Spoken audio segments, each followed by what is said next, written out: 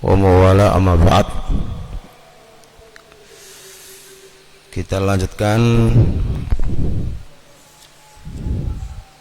Kalau ada pertanyaan nggak apa-apa ditanyakan.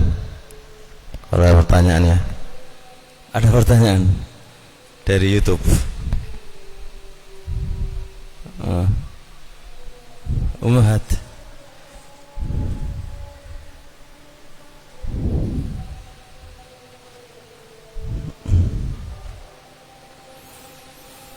Cep, ini ada pertanyaan sebelum saya baca. Kemarin ada 3 pertanyaan, kemarin mana itu? Subuh. Siapa yang megang subuh kemarin? Ada pertanyaan? Nggak ada. Yudi ya? Yudinya nggak ada. Afwan Ustaz, bagaimana hukum wanita haid memegang mushaf dengan kaos tangan atau dengan penghalang yang lainnya?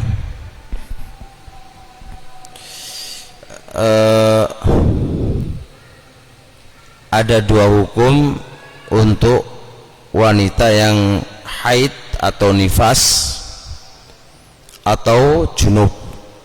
Tidak hanya wanita ya, laki-laki juga yang tidak bersuci dari hadas kecil atau hadas besar. Jadi 2 hukum itu, pertama hukum membacanya, kedua hukum memegangnya. Kalau membaca, ada 2 pendapat di antara para ulama. Syafi'iyah berpendapat tidak boleh baca. Pendapat sebagian ulama diantaranya adalah pendapatnya Syekhul Islam Taimiyah dan juga yang lain, nggak ada masalah wanita haid, wanita junub membaca Al-Quran. Dan ini yang dikuatkan oleh Imam Al-Albani dalam kitab beliau Tamamul Minnah dan juga yang lainnya, bahwasanya orang haid, orang nifas, orang junub itu boleh membaca. Adilah yang melarang membaca bagi yang junub, haid, nifas semuanya lemah, dibahas oleh Imam Al-Albani. Sisi kelemahannya semuanya hadisnya lemah. Nah, tinggal pembahasan kedua, memegang. Memungkinkan orang baca Al-Quran tanpa megang? Mungkin nggak? Mungkin nggak? Mungkin. Nggak megang langsung. Pakai apa? Ini apa?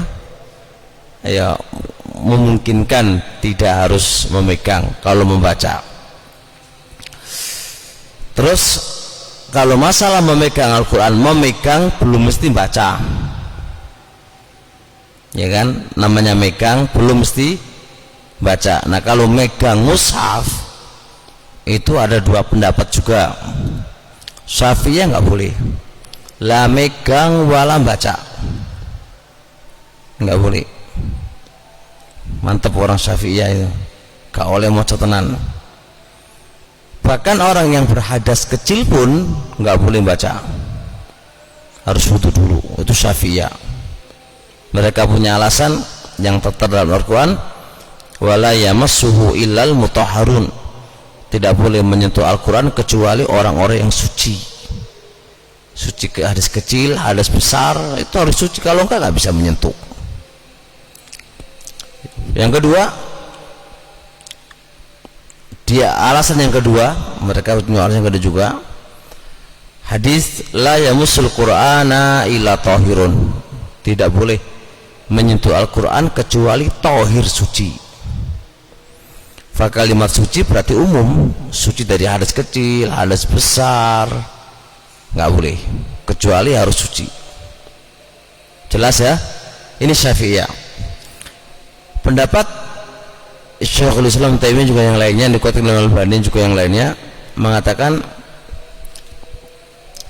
menyentuh Al-Quran itu boleh, nggak ada masalah, baik dia berhadas kecil, berhadas besar, itu nggak ada masalah menyentuh Al-Quran. Apa alasan mereka? Karena al-asal, kaidah asal, orang mukmin itu boleh baca Al-Quran, boleh menyentuh Al-Quran, itu kaidah asal.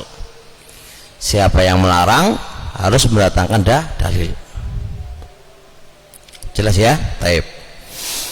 Pendapat ini yang dikuatkan oleh Ibnu Hazm dalam kitab Muhalla, dan Syekh Al-Albani juga menguatkan pendapat ini. Nggak ada masalah orang haid, orang nifas nyentuh, baca, nggak ada masalah, nggak ada masalah. Tapi adapun yang paling kuat yang saya condongi adalah hukumnya makruh. Seseorang memegang Al-Quran sedangkan dia itu berhadas, saya pribadi condong makruh hukumnya. Orang yang berhadas kecil pun itu makruh menyentuh Al-Quran, makruh.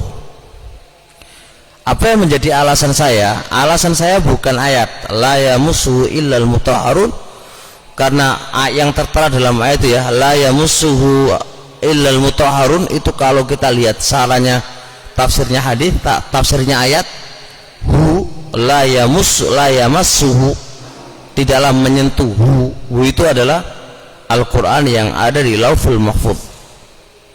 Al-mutahharun itu adalah para malaikat. Konteks ayat setelah sebelumnya, konteks ayat sebelumnya itu menguatkan bahwasanya dhamirhu itu bukan Quran yang baina aidina, yang ada di tangan kita, tapi Al-Quran yang ada di Lauhul Mahfuz. Itu memang nggak bisa menyentuh kecuali itu para malaikat. Maka berarti keluar dari pembahasan kita. Cuma kita hukumi makruh karena alasan itu hadis yang kedua, la yamassul qur'ana illa tahir, tidak boleh menyentuh Al-Quran kecuali suci. Ini kita ambil di sini. Pendalilannya itu lafadznya umum, tahir kecuali suci, itu umum, itu umum. Suci dari hadas kecil, hadas besar, dan seterusnya, itu umum.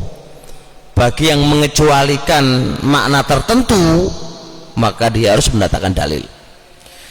Imam Al-Albani dan Ibnu Hazm yang mengatakan boleh menyentuh, boleh membaca, itu punya bantahan kepada hadis yang dijadikan pegangan tadi. Apa kata mereka? Apa kata beliau? La yamussul qur'ana illa tahir. Tahir ini mananya mukmin, lawannya kafir, karena mukmin itu suci.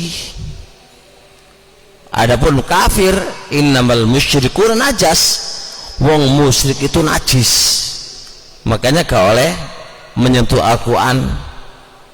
Itu kata Imam Al-Albani. Tapi yang paling kuat, tahir nggak bisa diartikan mukmin, nggak bisa. Tapi mananya tahir adalah suci. Arti tahir itu suci, tahir itu suci. Makanya Syekh Ali Adam dalam kitab beliau Syarah Sunan An-Nasa'i itu menguatkan ketika mengatakan hadis ini sahih, lalu beliau membantah kepada orang yang mengatakan tahir itu dikhususkan hanya mukmin saja, itu dibantah oleh beliau. Dan kesimpulannya adalah tahir adalah umum. Jadi kesimpulan barakallahu fiik, pendapat yang paling kuat, disunahkan dan dianjurkan bagi orang yang berhadas kecil untuk apa? Untuk berwudu dulu, jangan menyentuh Al-Quran. Bagi yang haid dan bagi yang nifas, itu hukumnya makruh menyentuh Al-Quran. Kalau dia ingin baca, gak usah menyentuh, gak usah menyentuh, diupayakan tidak menyentuh. Cuma kan gak oleh menyentuh ketika ada penghalang pakai kaos tangan, berarti boleh gitu kan? Itu pertanyaan di sini. Kan gak oleh menyentuh, memegang secara langsung gitu kan? Nah, berarti kalau kita pakai kaos tangan gimana gitu kan? Itu kembali kepada kata massa yamussu. Massa yamussu itu mananya bersentuhan kulit dengan langsung. Massa yamussu itu bersentuhan langsung. Nah, karena mana bahasa massa yamussu itu bersentuhan langsung, itu berarti apa? Berarti boleh dia memegangnya, tapi harus ada penghalang. Tapi nggak boleh dipahami untuk menyentuh wanita.